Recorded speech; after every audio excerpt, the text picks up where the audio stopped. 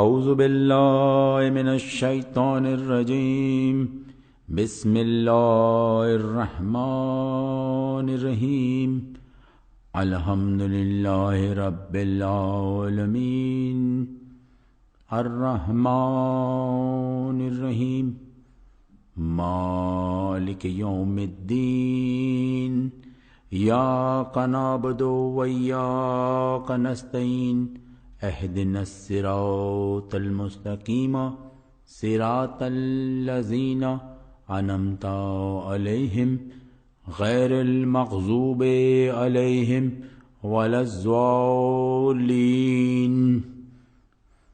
صلوات. اللہم صلی علی محمد وآل محمد. Assalamu alaikum.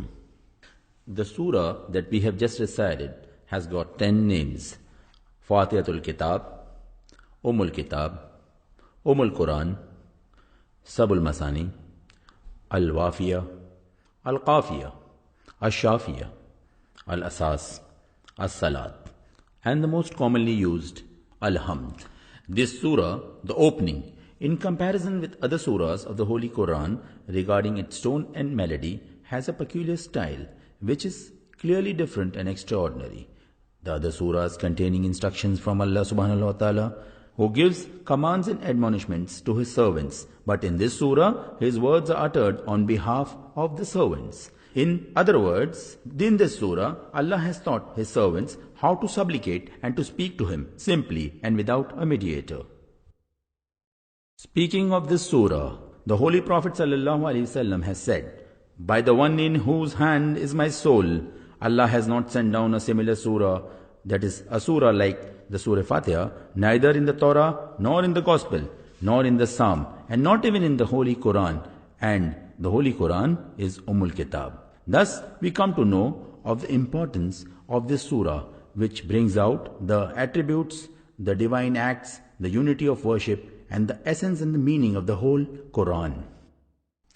Referring to this surah in the Holy Quran, Allah subhanahu wa ta'ala says that to the Holy Prophet, "We have bestowed upon you the 7 verses and the Grand Quran."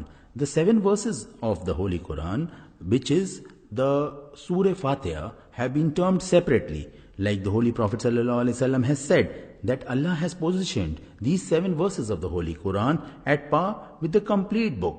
The Fatihatul Kitab is the dearest of the treasures of the Arsh, and Arsh is the throne of Allah subhanahu wa ta'ala.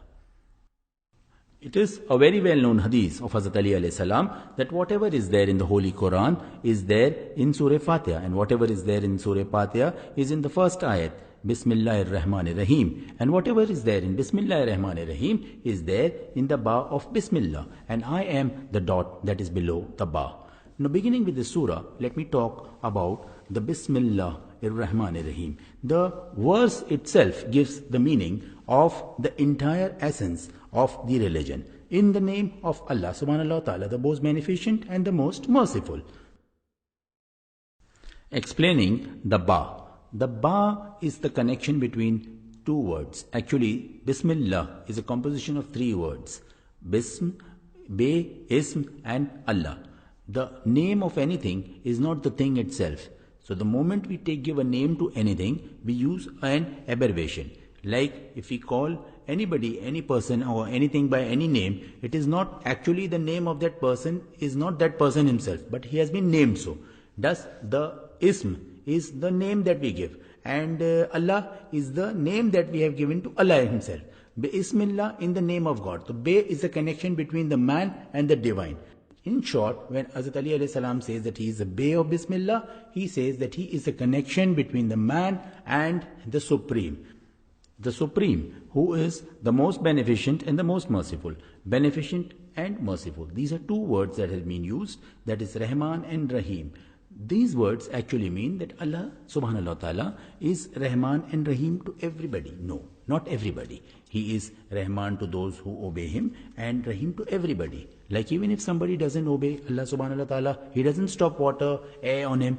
If he doesn't find somebody who is not doing his worship or he is not following the norms of Allah, Allah has the authority, he has the power to stop air, water, anything on that person. But he doesn't do that. Whereas when person is doing good, he rewards him. Thus he is Rahman and Rahim. In the second and the third ayat, he says, Alhamdulillahi Rabbil Alameen, Ar-Rahman Ar-Rahim. This is the second and the third ayat of this surah. Allah says that praise belongs to Him and only Him. Now, Alhamd means praise. Hamd is when you praise somebody, but somebody means actually whenever you are praising anybody, directly, indirectly, the praise goes to the Creator.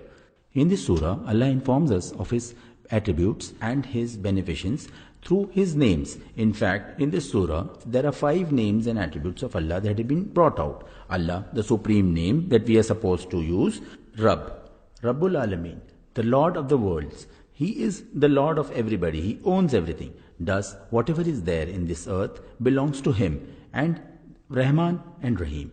The Rahman and Rahim we have explained while explaining Bismillah, but again the most beneficent and the most merciful. Then Allah subhanahu wa ta'ala says, Maliki Yawmiddin. Remember, there is going to be a day of judgment, and on that day, He is the Malik. He is the owner. And that day you will come to know the real power, the real functioning, the real essence of whatever you have done. Whatever has been done by anybody, he will be punished. Thus he should remember there is one day when he is going to face Allah subhanahu wa ta'ala. Iyaka na'budu wa iyaka nasta'een. Thee alone we worship, and to Thee alone we shall return. Remember that we shall be taking help only from Allah subhanahu wa ta'ala. This basic essence again means that when we worship Allah, we have the budiyat of the ma'bud. We are going to follow whatever He says and whatever is there in His direction. And we are seeking a prayer from Him. Oh Lord, we want to worship You and we want to follow. And what do we want to follow? Ahdina as-siratal mustaqima. Put us on the right path, the path of those upon whom Thou hast bestowed Thy bounties, not the path of those who were inflicted with Thy word, nor those who had gone astray. Herein we have a dua. Land मैं ये चाहूँगा कि ये दुआ मैं उर्दू में पढ़ूँ ताकि बच्चों को हमारे और आसानी से समझ में आ जाए. यहाँ जब परवरदिगार हमसे कहता है कि ए बंदे मुझसे मांग, और क्या मांग, सबसे अहम सूरह है कुरान की सूरह हम्द. यानी कि अब तक मैं तफसीर में जो बता रहा था कि इस सूरह के अंदर पाक परवरदिगार ने अपने 5 नाम लिए हैं. यानी जब हम अब परवरदिगार को समझना चाहें तो उसकी सिफात के ज़रिए समझेंगे. जब हम किसी भी चीज़ का नाम लेते हैं, किसी भी चीज़ को नाम देते हैं, तो उसकी उस एट्रीब्यूट, उसकी एक बात जो उसमें होती है, खुसूसियत, उसके हिसाब से उसे नाम दिया जाता है.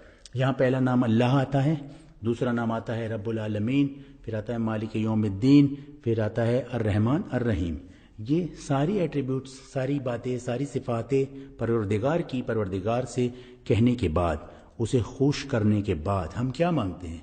ऐ पाक परवरदिगार, मैं उन लोगों के रास्ते पर चला जिन लोगों से तू खुश हुआ और जिन लोगों पे तूने अपनी नेमतें, अपने इनाम अता किए. जहाँ वो लोग नहीं जो लोग उसके रास्ते पे मैं बिल्कुल न चलाना, जिनसे तू गज़बनाक हुआ, जिन पे तू गुस्सा हुआ, जो लोग अपने रास्ते से भटक गए और गलत रास्तों पर चलने लगे, गलत काम करने लगे. ऐ परवरदिगार, तुझसे यही दुआ है हमारी कि हमें उन लोगों में रख, उन लोगों के रास्ते पर चला जो लोगों से तू खुश हुआ, और ना कि उन लोगों से जो लोग तुझे गज़बनाक करते हैं, जो लोग तुझे गुस्सा दिलाते हैं और तेरे गुस्से का सिला कुछ नहीं बल्कि इंसान की हार है. आखिर दावाना अल्हम्दुलिल्लाहि रब्बिल आलमीन. अल्लाहुम्मा सल्ली अला मुहम्मद व आले मुहम्मद.